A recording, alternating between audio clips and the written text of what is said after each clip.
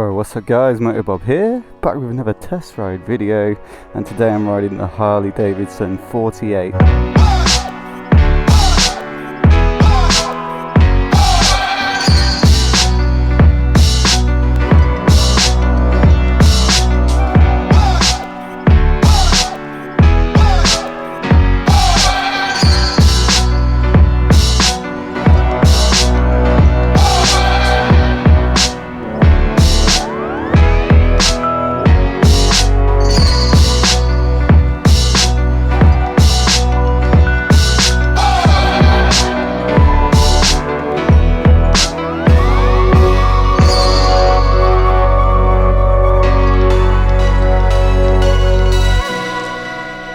I thought I'd just quickly talk you through the bike before I set off for a quick ride, and here she is. Pretty good looking bike, whichever way you look at it. Now I've test ridden a Roadster before as well as a Fat Bob. To be honest, done quite a lot of Harley test rides, so if you're into that kind of thing, do subscribe and check back through my other videos for those rides. But this one might be one of my favourite looking actually. I really like that white tank, and then this is one of the dark custom models where everything's blacked out. I'll talk about that again in a minute. Really liking the style of the front end here. Quite a small speedo and a small headlight, and I like the underslung mirrors. It's also pretty tidy at the back. The brake lights are integrated into the indicators here, so that looks really neat. Anyway, let's jump on and have a ride, eh?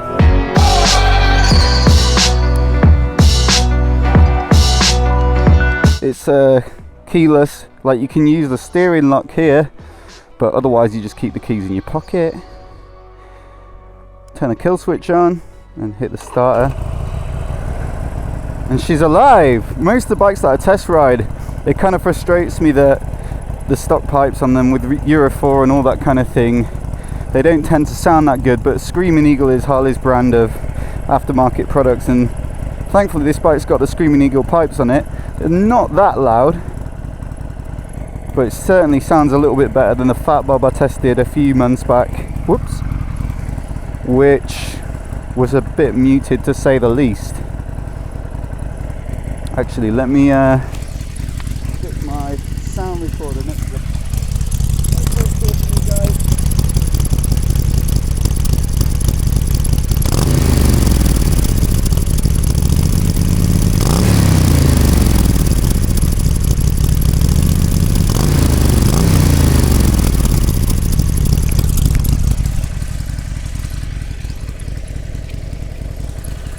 So realistically, that's something a lot of people would change as soon as they got the bike, but I think it sounds pretty good with those pipes on.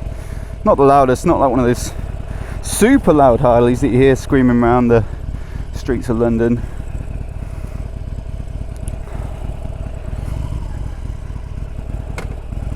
But certainly better than stock, I reckon. Just here in Richmond Park, so I'm going to do a little loop here. It's a beautiful spot to ride your bike.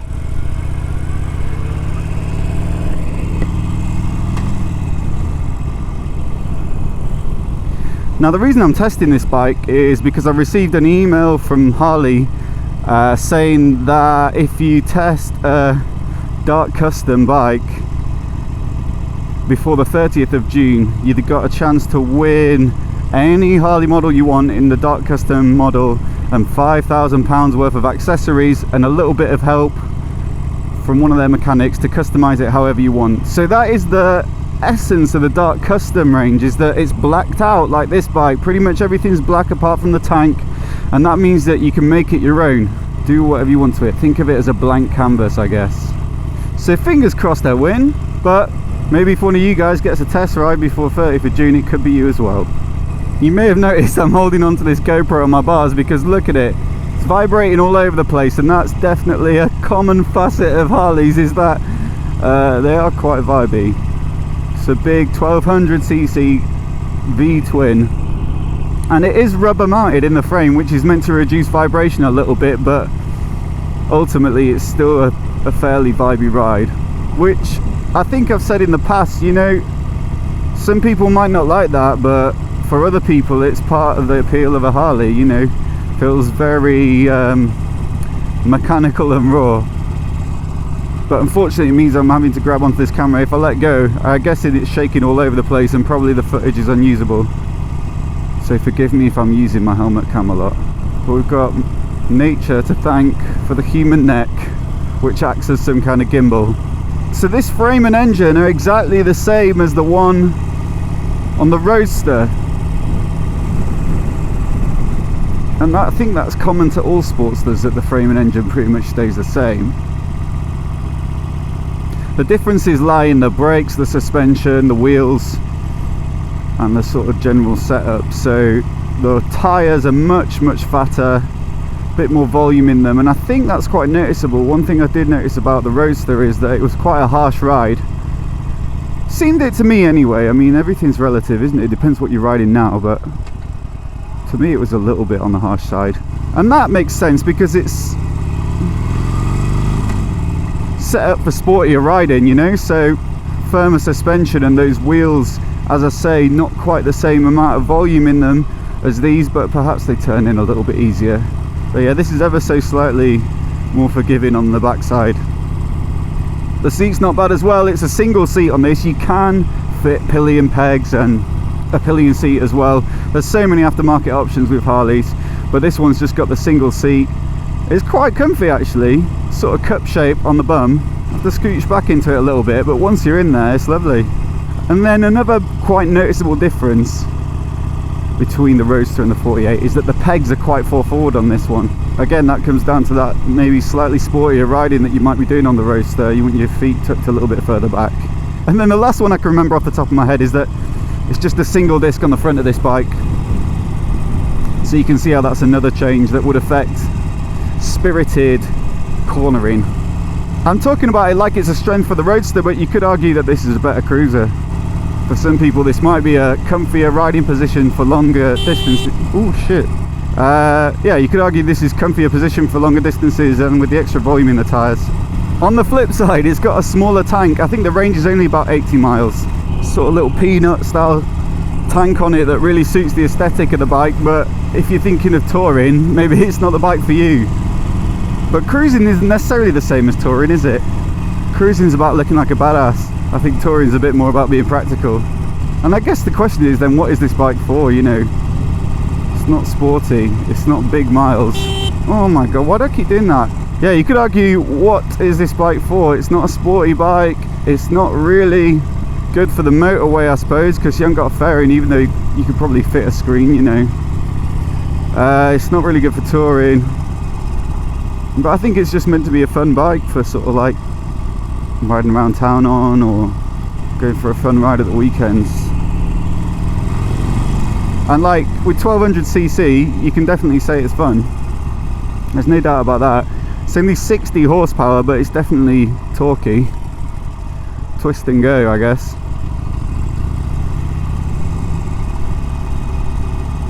I think if it was a bit louder as well, it'd be even more fun.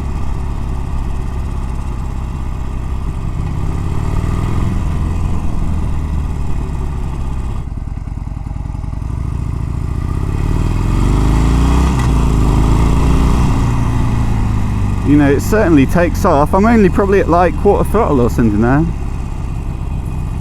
Woo! I'm pretty into it, to be honest. As I said earlier, I really love how it looks. I think there's some really neat touches that are kind of like taking cues from custom bikes. So these underslung mirrors, I kind of hate things like the Triumph Street Twin, where it's quite a custom looking, you know, retro bike. The Thruxton has bar end mirrors. The Street Twin has big stalk mirrors that just look a bit dorky. I think they suit certain bikes, those mirrors on big stems, but not that one. So these underslung ones, I think they're a nice touch. You can access the bolt holes from the top there, look. So maybe if you're doing some A-road riding or motorway riding where you're changing lanes, you might want slightly better visibility. But to be honest, they're actually not that bad, apart from my jacket flapping around because it's a bit muggy today and I'm only taking it easy. If my jacket was zipped up, I'd definitely be able to see quite nicely down the side of myself there. They're pretty good. But yeah, as I say, if you want that high visibility and much more in your line of sight, then yeah, that's an option. But that's a nice little touch. As I said earlier, the indicators and tail light being integrated really tidies things up at the back, and I think there's probably different tail sections you can swap in to get it looking even more sleek. The big chunky tyres do kind of suit this style of bike as well. And to be honest, the dark custom sort of scheme of being mainly black just with the white tank, I might prefer it anyway to all of the chromed out bikes that they had in the dealers. And it's pretty decent to ride. I mean, it depends what you're after really. It's not refined, 5 gears, not 6. It's a pretty pronounced thud as well when you flick it into gear. But again, this is all part of the charm for a lot of Harley owners. The brakes are okay. I'm not really going to be doing any Aleman TT style riding today, but for just around town and stuff, they're totally fine. They do have ABS.